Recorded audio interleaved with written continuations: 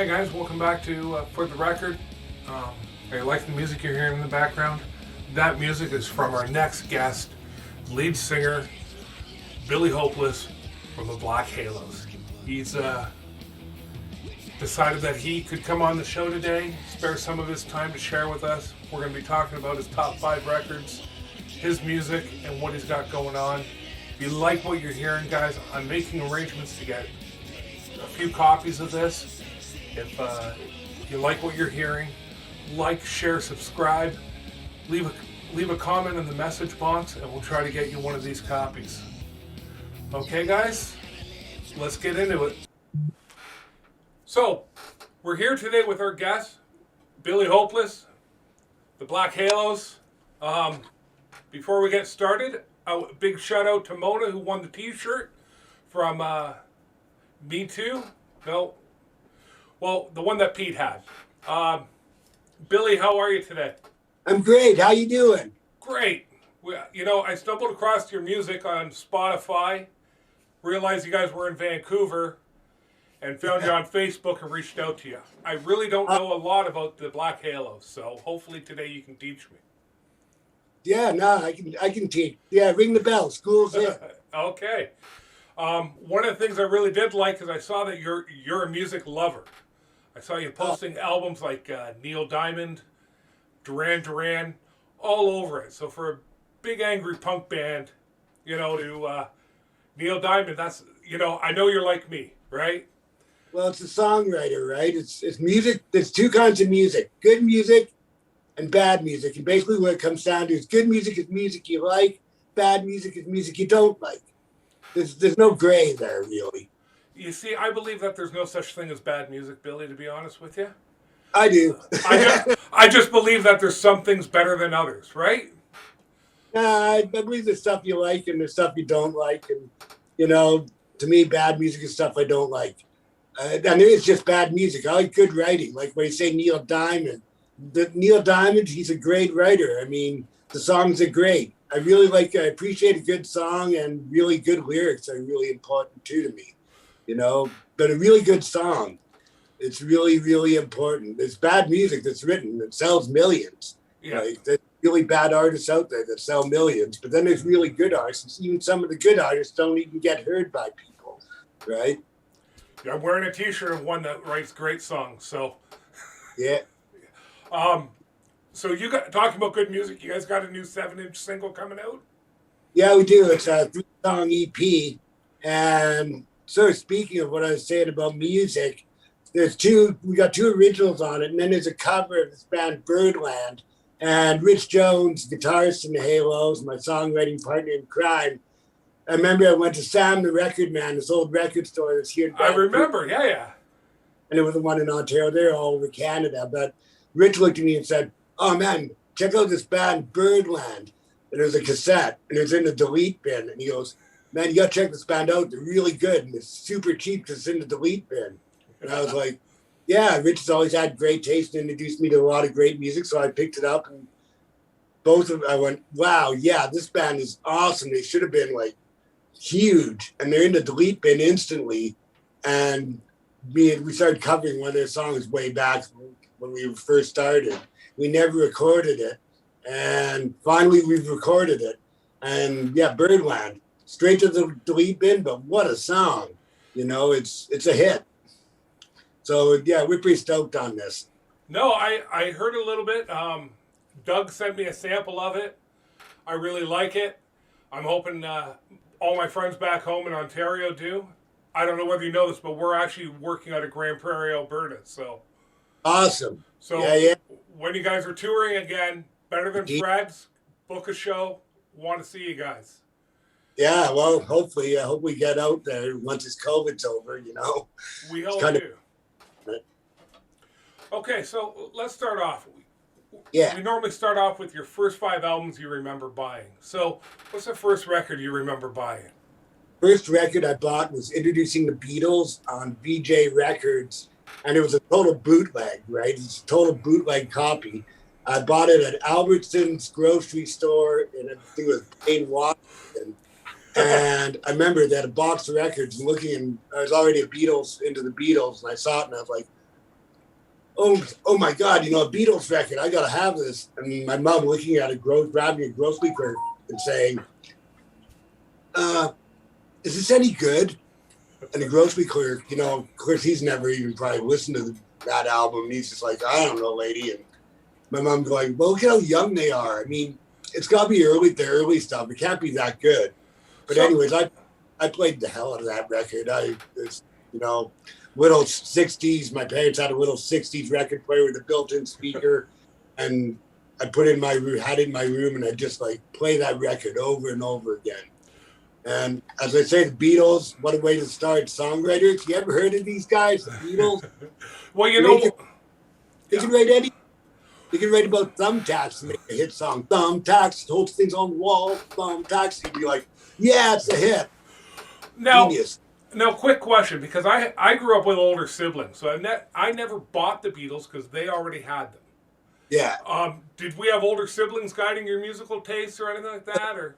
A bit more. My dad was always all over music and blues. We had blues and old jazz playing in the house, but other experimental stuff, like my dad bring home Queen and going, this band's first album here, it's a good rock album, but I guarantee by second or third album, there could be something way huger. And yeah, Queen, that I remember when he brought home Night at the Opera and hearing that album and playing that and going, wow, what is this? No. My dad was very like open-minded and experimental towards music, and yeah, always playing Lead Belly and Josh White and Big Bill Broonzy and Louis Armstrong, the greats, right? Yeah. So that's a big influence in me too. Definitely stuff my dad would play.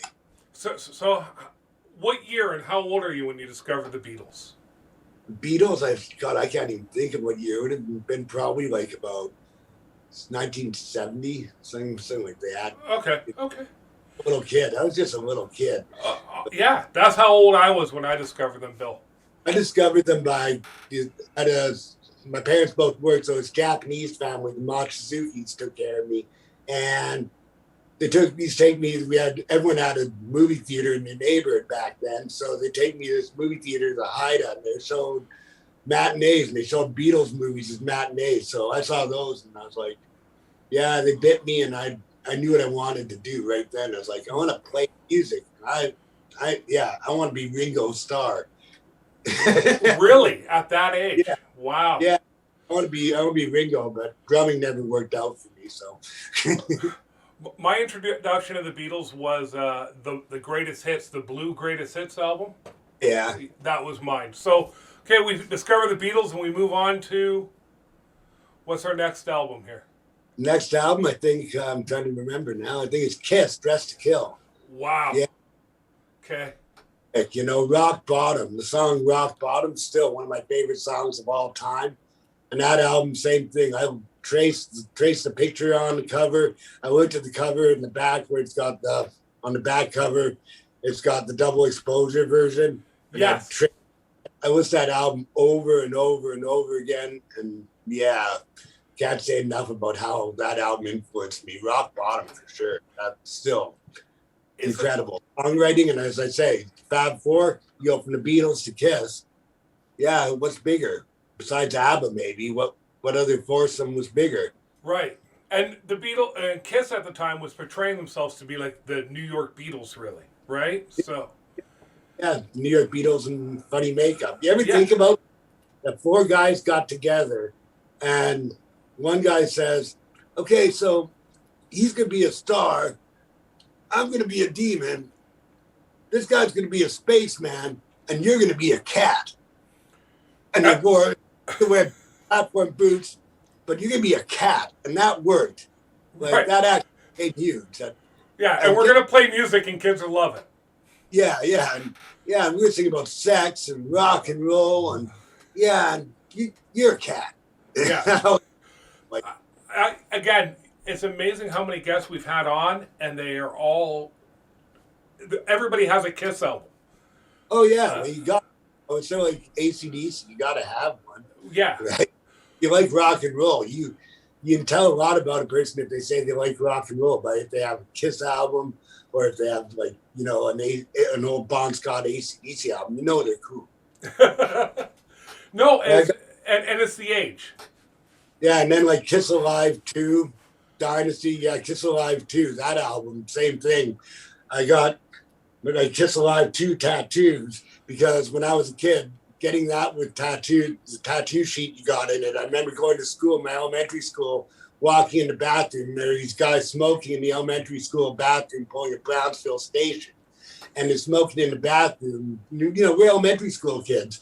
And they look at me and they're like, what are you doing? And I'm like, no, I'm going to take a leak. And they're like, what's that under your arm? I had my Kiss Alive 2. And they're like, yeah, Kiss Alive 2. I said, Kiss Alive 2. And they're like, oh, yeah, you got Kiss Alive 2. I said, oh, yeah. And they're like, what comes in it? And I showed them I stuck the whole tattoo sheet as one sheet on my arm, right? Like, didn't cut, made a sleeve. I'm like, I got tattoos. And then I was cool with, you know, these guys, Brent Sullivan and Derek Hatter, that were just, yeah, bad kids smoking in the boys.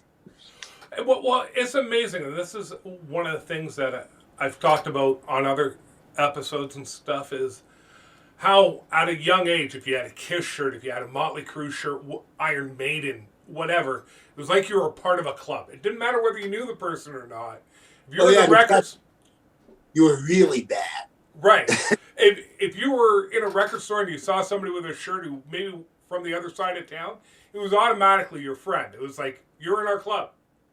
Oh yeah, for sure. You know, that's what rock and roll is all about, really. I think it's always been that sort of like cool club, and then there's that with punk, it's sort of the outcast cool club. Rock and roll too. It's always been that, you know, with a outcast. It's not pop. Yeah. So okay, so we hit Kiss, and then we move on to. I think what was next? Iron Maiden, was it? I thought that was last, but I thought it was Devo, if I'm correct. Whoops. It's okay. My son will tell us. Devo, there we go. Yeah, here we go. Talk about outcast music. I remember Devo getting this album, Devo Live, and yeah, just punk, because punk was just, it hit me. And Devo, the guitar playing, the surf guitar style guitar playing mixed with the synth, the lyrical writing, it was so avant-garde at first, but so still had that hook. They have the hooks, like Kiss, like the Beatles. Devo could write a great hook. And that guitar, the guitar hooks are amazing in Devo. So yeah, Devo Live, it was like a prep for me to go and see Devo, actually seeing Devo live. And yeah, huge influence. Chai Pink from SNF, you and me, we get really in depth on Devo and our love of Devo. And yeah, another band that huge. My dad got me New Traditionalist album at Kelly's Records on Granville. And I remember I had tickets to see Devo and the New Traditionalist tour. And I remember my dad going, when I walked up to the counter and put this album down to buy it, the girl behind the counter looked at me with that snotty record store, and you still get the snotty record store person mood, and just said, aren't you a bit old for this? And my dad he goes, I just laced into her. Listen, I was listening to Mark Bolan before you even were born, and just going off. Yeah, Devo. I mean, once again, guys with flower pots on their heads. How big is that band? They played the Winter Olympics here. Devo played our Winter Olympics. Whoever chose Devo to play the end celebration for the Winter Olympics, I give the total kudos to, because when I first got into Devo, they were like, everyone, Whippin' was sort of a hit, but no one knew anything else by Devo. And me with my Devo shirt on and my sunglasses, people were like, Devo? What's Devo? I'm going to be honest with you, Billy. Because of you, I'm going to go back and listen to Devo. When I discovered Devo, it was my older sisters, and it was like, well, you like Supertramp and Styx, and I like Black Sabbath and Maiden, so I already put that to the side, right? Now, Devo, but I'll give it a second chance. They're kind of like the punk rock Beatles to me, I'd say Devo. They're kind of... Okay. They're totally up there. Listen to like Going Under off New Traditionalist. That song I'm fascinated by. What's the... Gut Feeling by Devo. That's just like, that's deep. That's a really deep cut. And like then the pop songs like "Girl You Want," what a pop hit, right? Right. Yeah, incredible lyrics too. Like "Gates of Steel," the song "Gates of Steel," which is on Devo Live. That just it really sums it up. That song lyrically, I'm like, I've heard SNFU or Chai covered it with a band Slaveco. He covered it. We same thing with getting the depth about the lyrics to that, and just going, yeah, you can't beat that. Twist away the gates of steel. Twist away, not twist and shout. Just great. Okay, so we do the Devo, and then we're moving on to. What is it? We'll ask Matt. We know. Oh. Here we go. Kids today will never really understand the feeling of putting on your Sony Walkman and listening to Ozzy Osbourne, Crazy Train, hearing it go from one side to the other, to the other, to the other. And then the little drum rattle that goes all the way from one side to the other and to the other. It was groundbreaking, man. This album, Blizzard of Oz, from Blizzard to the second album, Diary, when you talk about Black Sabbath, in my opinion, Black Sabbath with Ozzy was a Christian rock band. They had their moments, but Ozzy really came into it with this album when he went solo, and then Diary of a Madman after, Fall Up. Those two albums, unstoppable, unbeatable.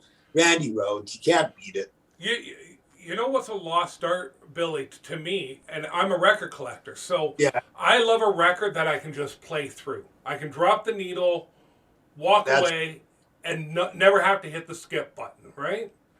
All killer, no filler. Right, and this is one of those albums. For sure. I was to say both those two. If you like or into heavy metal, there's no way you cannot like those two albums. It's just mandatory. Well, and yeah, breaking like the covers on both those album covers are very important. Can be very, very important. When you look at that album cover, you're just like sold instantly. Yeah.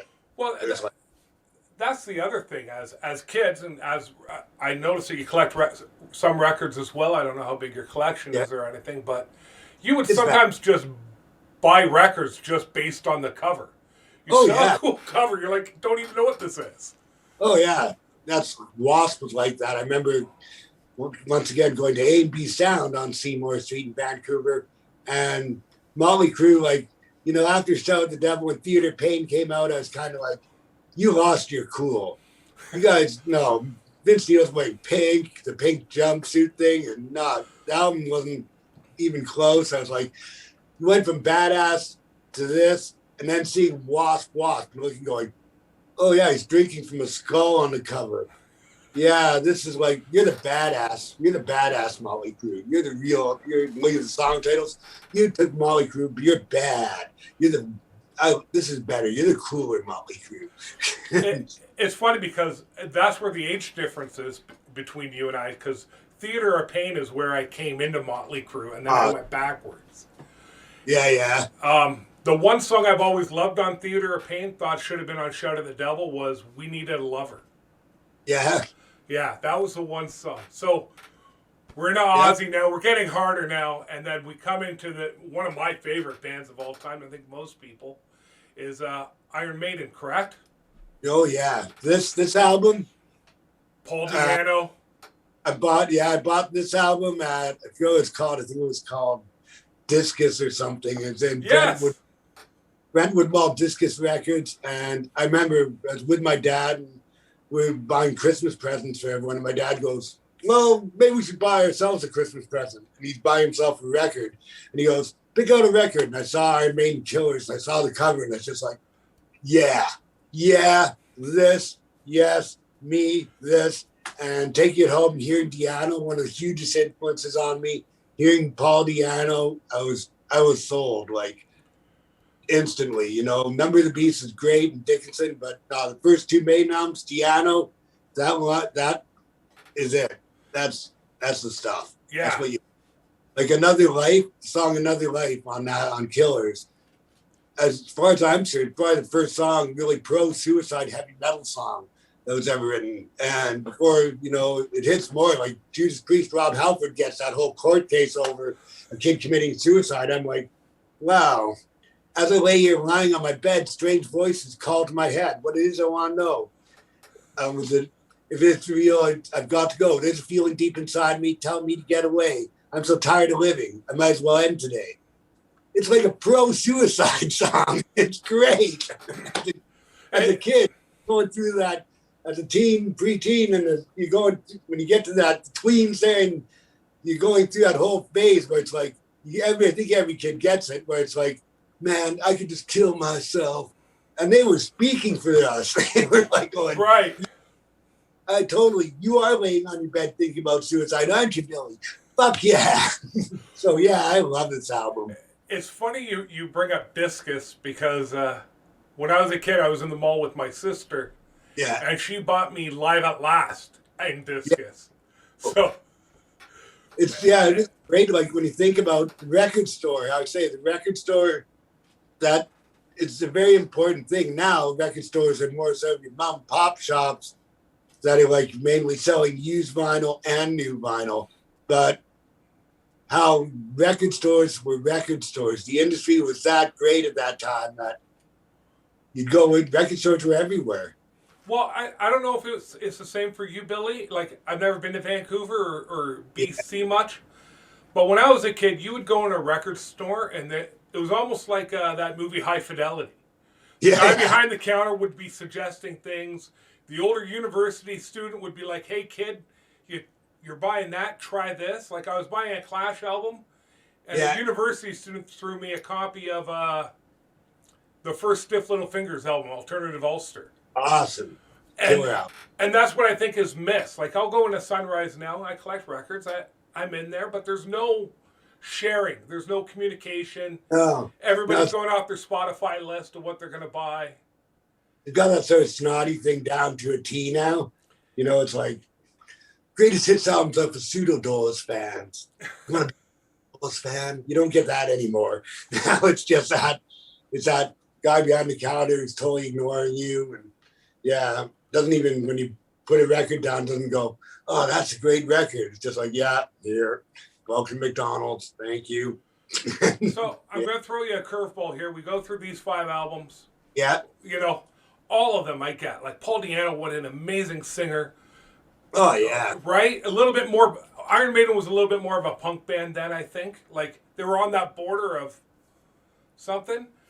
Yeah, I interviewed Paul, and he brought that up, and we were talking about why he got out of Iron Maiden and stuff. And he said, well, you know, I was there to pick up chicks, and, you know, it seemed all right, but they told me I should grow my hair long, and you know, I wasn't going to be, you know, dressed like that poof and all. And I was like laughing. He's like, I was more like into the punk thing and, you know, the hard rock thing, and, you know, singing about fantasy and stuff. I wanted to sing about things that were real. I was like, yeah, I totally get it. So what was the album for you where you decided I'm going to be in a punk band? Like, was there an album? Was there? I don't know. Like, I'd say more than that, it was like DOA, and being from Vancouver, the Subhumans and DOA, because there was a show that used to show music videos called Soundproof that was on cable access. And we didn't have cable in our dining room, so I'd sit and watch cable access and wait for something good to come on. And Soundproof would show, like, interview punk bands from here and show their videos and have them play on the show live. So seeing that stuff kind of made me go, yeah, I totally get this. And the Ramones, of course, like the Dolls and the Ramones. The Dolls were more glam, so you got that, like my dad would Bolin and stuff, but, you know, Mark Bolin and T-Rex. But yeah, I'd say definitely like the Ramones, you know, definitely were there for me too. That Ramones kind of made it where when you heard them and when you looked at them, you're like, I'm okay. Because these guys are total outcasts like me. And if I'm not a loser, because they're not losers, but they sort of they have that great loser quality that I totally accept and I totally dig. So we have a poll on our Facebook group right now, and it's Clash or Sex Pistols? Clash. Nice. Thank you. Complete control. Come on. No, I'm with you. Yeah. Come on. Like Guns of Brixton. You know, the Sex Pistols are great, but I like the Sex Pistols for sure, but no, the Clash blew them away, like musically, writing wise, for sure. For sure, I'm with you. That's who I voted for. So, Oh yeah, I was lucky enough. In my neighborhood, I had Teenage Head living down the street one way. No problem. No problem. Yeah, like I grew up in a neighborhood with Teenage Head living down the street from us. Are you familiar with Teenage Head? oh, of course I am. And Yeah. and Mickey and the Forgotten Rebels lived like a couple of blocks over, right? Oh, great guy too. Oh, Mickey's great. He's like the godfather of Hamilton punk scene. His solo album was amazing. I like the Criminal Zero album that came out in the '93. To be honest Yeah, with you. yeah. Have you heard Mickey's solo album?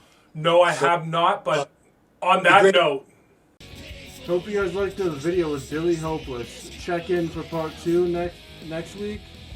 Like, share, and subscribe. Thank you guys. Have fun.